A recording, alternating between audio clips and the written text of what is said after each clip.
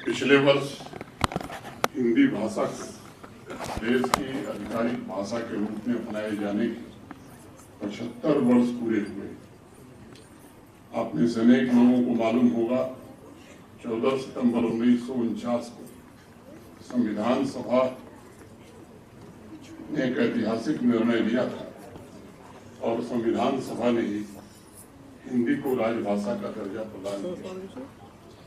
और मैं समझता हूं कि पिछले 75 वर्षों में हिंदी देश को जोड़ने वाली भाषा का स्वरूप ले चुकी है।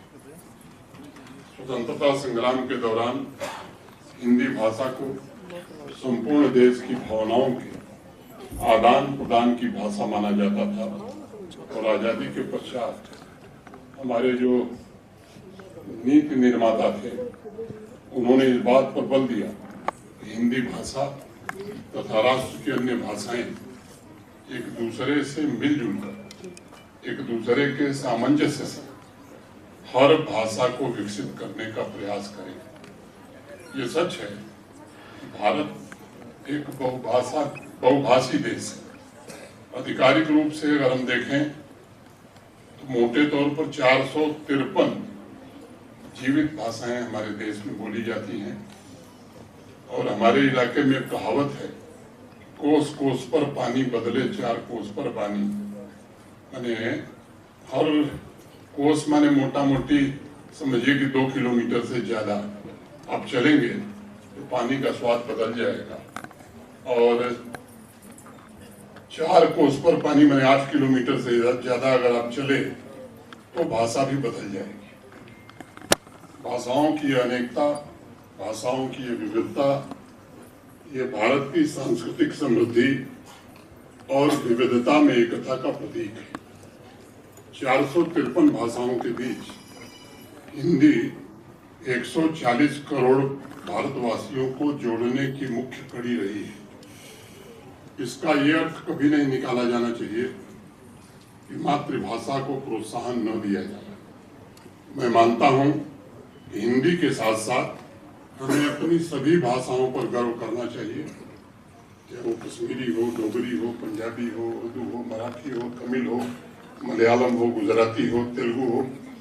हमें सभी भाषाओं का सम्मान करना चाहिए और ये हमारा प्रयास होना चाहिए कि अपनी मातृभाषा के अलावा भी बाकी भाषाएं हम सीखें। उन भाषाओं में मौजूद सांस्कृतिक और साहित्यिक धरोहरों को समझने और उनके प्रचार प्रसार के वाहक भी हम बने। आज सिर्फ भाषा सीखना उतना महत्वपूर्ण नहीं है, बल्कि भाषाई सद्भाव बनाकर कैसे रखा जाए ये ज्यादा महत्वपूर्ण हो गया है और ये हम सबको सीखना चाहिए। सभी विद्यार्थियों के लिए सिर्फ हिंदी सीखना जरूरी नहीं है, बल्कि उन्हें ये सीखना आवश्यक है कि विभिन्न भाषाओं, संस्कृतियों के बीच आपसी समझ और सम्मान का होना बड़ा जरूरी है, ताकि हम सब मिलकर के एक साथ विविधता में एकता की ताकत से देश की तरक्की में अपना बहुमूल्य योगदान दे सके। बहुत से लोगों को आज भी ये जानकर आश्चर्य होता है जब भारत में राजभाषा के चयन पर बड़ी बहस हुई तब हिंदी को सबसे अधिक समर्थन, आप में से कम लोगों को पता होगा, ऐसे क्षेत्रों से मिला जहां हिंदी बोली नहीं जाती थी। जैसे तमिलनाडु से महाकवि सुब्रमण्यम भारती ने सबसे पहले आवाज देश में उठाई कि हिंदी देश की राजभाषा होनी चाहिए। गुजरात से स्वामी दयानंद सरस्वती, पूज्य महात्मा गांधी, बंगाल के केशव चंद्र सेन, नेताजी सुभाष चंद्र बोस, महाराष्ट्र से लोकमान्य तिलक जी, इन सब महान पुरुषों ने एक स्वर से हिंदी के प्रचार प्रसार से मिलेगी उतनी दूसरी किसी चीज से नहीं मिलेगी। उनके लिए हिंदी सिर्फ आपसी बातचीत की भाषा नहीं थी, बल्कि राष्ट्र की सभ्यता और संस्कृति का आईना भी थी। हमारे नीति निर्माताओं के लिए हिंदी राष्ट्र की अस्मिता और उसकी पहचान से जुड़ी थी।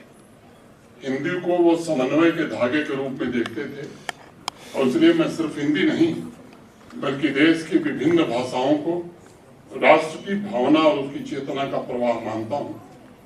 जिसने हमारी सांस्कृतिक विरासत में मौजूद विविधता को और अधिक समृद्ध बनाया है।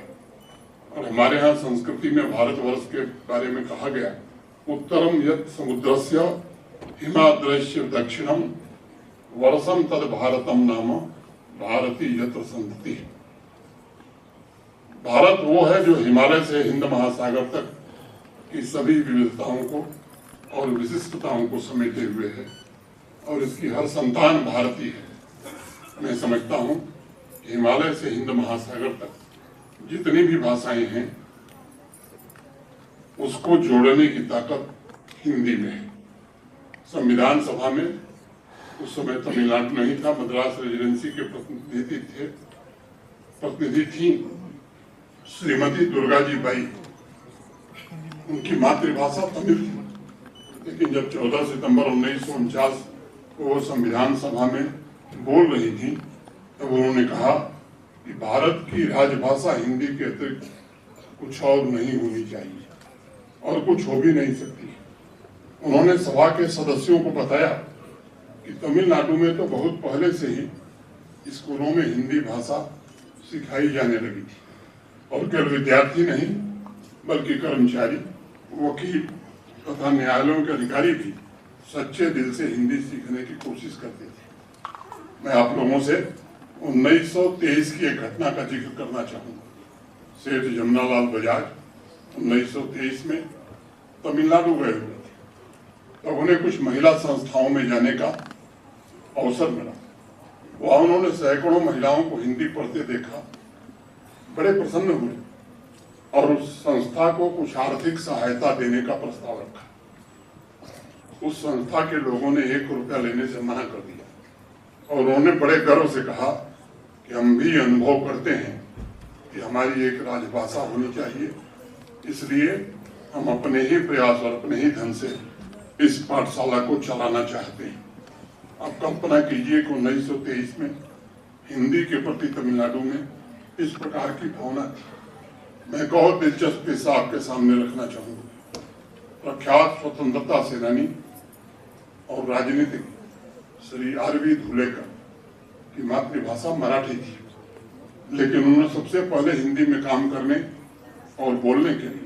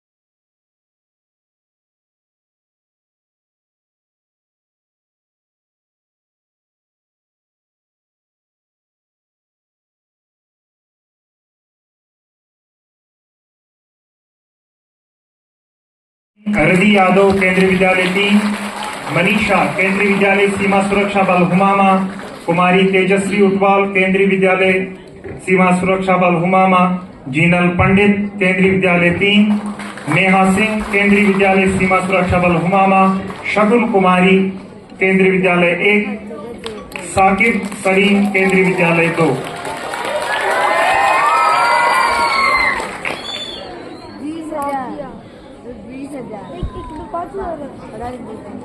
इसके बाद में तृतीय स्थान जम्मू कश्मीर में तीसरे स्थान पर अंक प्राप्त करने वाले रियाज मकसूद केंद्रीय विद्यालय 1 को मंच पर आमंत्रित करता हूं। रियान मकसूद। दूसरा स्थान प्राप्त करने वाले अनन्या स्वरूप केंद्रीय विद्यालय क्रमांक संख्या 2, अनन्या स्वरूप।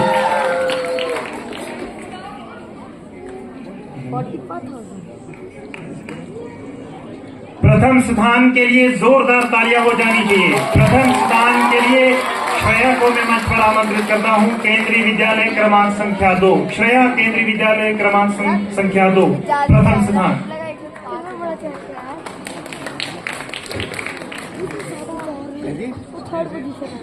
मैं आदर के साथ जम्मू कश्मीर कला संस्कृति व भाषा अकादमी के सहायक सचिव अदील सलीम जी को मंच पर आमंत्रित करता हूं कि वे महामुहिम के कर कमलों से अपना सम्मान प्राप्त करें।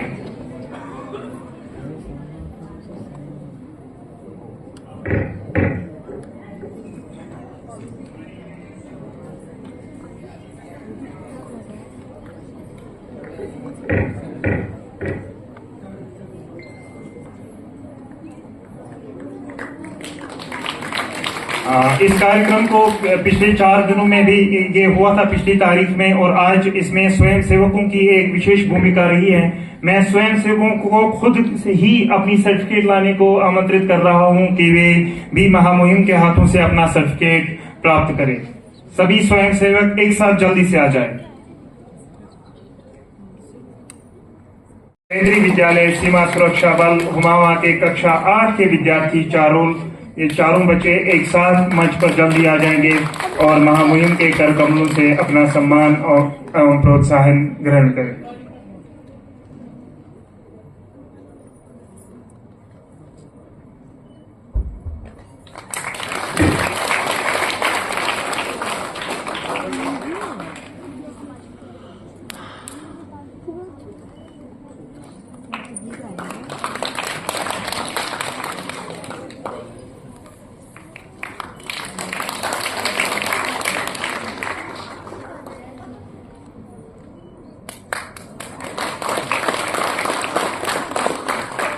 बहुत बहुत धन्यवाद। इन प्रतियोगिताओं में अनेक नाटकों को प्रदर्शित भी किया गया था, जिनमें से हमने एक प्रथम स्थान वाले नाटक को चुना और जिस नाटक का नाम था गरीब बच्चों की जिंदगी। और इस गरीब बच्चों की जिंदगी को प्रस्तुत करने वाले होनहार छात्रों का मैं नाम लेने जा रहा हूं। साईं कृष्ण, अलख त्यागी, दीपांकर, जैन अब्बास, वेदांत, जयसरीन, गरिमा, ये सारे लोग एक साथ मंच पर आकर अपना सम्मान प्राप्त करें।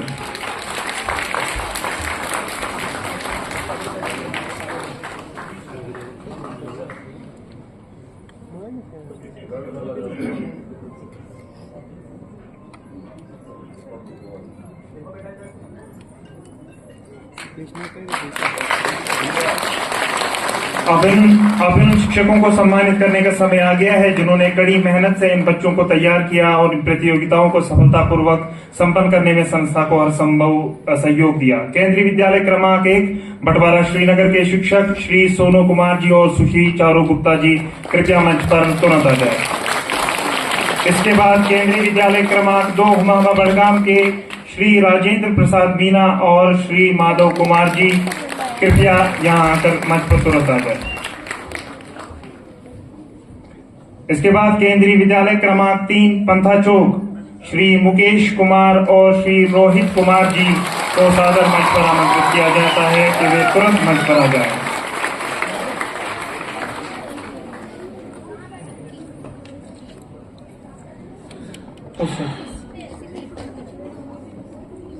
केंद्रीय विद्यालय सीमा सुरक्षा बल हुमामा बड़गाम श्री सज्जन सिंह और सुश्री कंचन रानी से भी निवेदन है कि वे तुरंत मंच पर आ जाएं।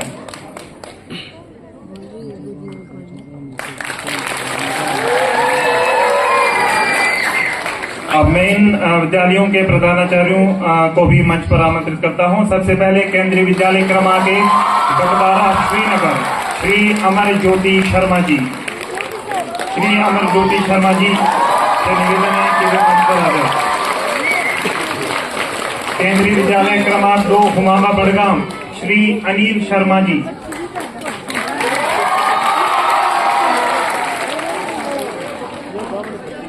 केंद्रीय विद्यालय क्रमांक 3 पंथा चौक श्री सुरेंद्र कुमार जी,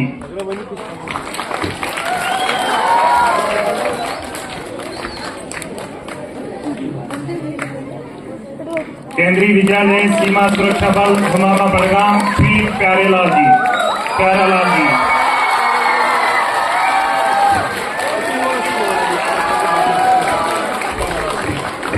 इसके अतिरिक्त आज के इस कार्यक्रम के प्रायोजकों की भी प्रशंसनीय भूमिका रही है। निश्चित रूप से इनके सहयोग से कार्यक्रम की व्यवस्था अच्छी हो पाई है। मैं जम्मू और कश्मीर बैंक के महाप्रबंधक श्री मोहम्मद मुजफ्फर वानी जी को सादर मंच पर आमंत्रित करता हूं। श्री मोहम्मद मुजफ्फर वानी जी।